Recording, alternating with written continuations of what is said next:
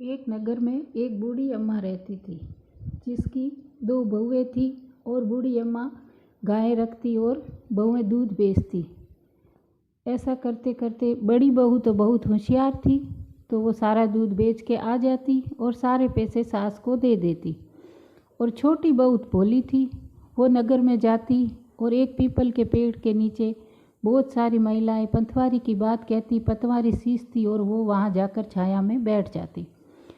अब वो पूछती, बातें कहती पंथवारी महाराज की और बातें सुनती और वो सारा दूध वहीं पंथवारी में सींच देती। महिलाओं से पूछा कि पंथवारी माता की बात कहने और जल चढ़ाने, दूध सींचने से क्या मिलता है? महिलाएं बोली, पंथवारी माता को सींचने से अन्न, धन, लक्ष्मी, अमर सुहाग, बैंकुट और आवास सभी कुछ मिलता है। तो वो तो रोज़ यही कार्य करने लगी। रोज़ आती और पंथवारी माता की बात सुनती महिलाओं के पास में, और दूध है जो पंथवारी में सींच देती और फिर घर चली जाती। सासू पूछती कि बहू, दूध के पैसे कहाँ है, लाई नहीं? तो बोलती, माता जी 1 महीना पूरा होने पर लाऊंगी। ये सोचकर रोज़ वही क्रिया करने लगी। बड़ी बहू तो दूध बेचकर सारे पैसे सास को देती और छोटी बहू रोज़ मन में सोचती, मैं तो सारा दूध पंथवारी में सींच देती हूँ, पैसे कहाँ से लाऊंगी। ये सोचते सोचते 1 महीना पूरा हो गया। महीना पूरा होने पर बहू पंथवारी के पास ही बैठी रही, घर गई नहीं। दोपहर हो गई, तब पंथवारी माता एक बूढ़ी अम्मा का रूप धारण करके आई। बोली, बेटी तुम घर नहीं जाओगी, आज यहीं बैठी रहोगी, क्या बात है? क्या बताऊं? मेरी सास घर जाते ही मुझसे दूध के पैसे मांगेगी और दूध तो मैं रोज़ यहाँ पतवारी में सींच देती हूँ, पैसे कहाँ से लाऊंगी और अपनी सासू माँ से क्या कहूँगी।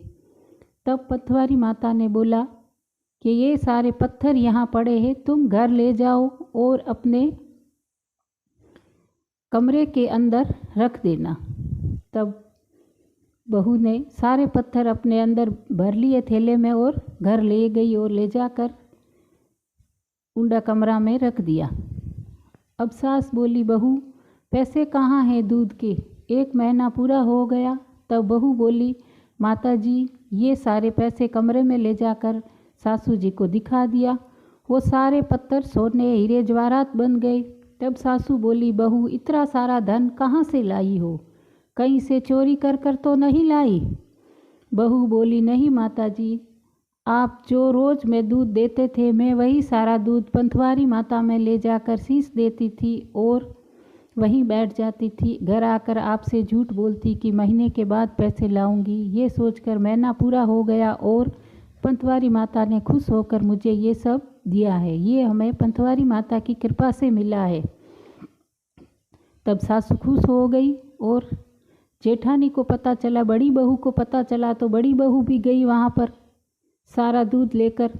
बोली, देवरानी तो ठंडा दूध ले जाती थी, मैं तो गर्म करके ले जाऊंगी।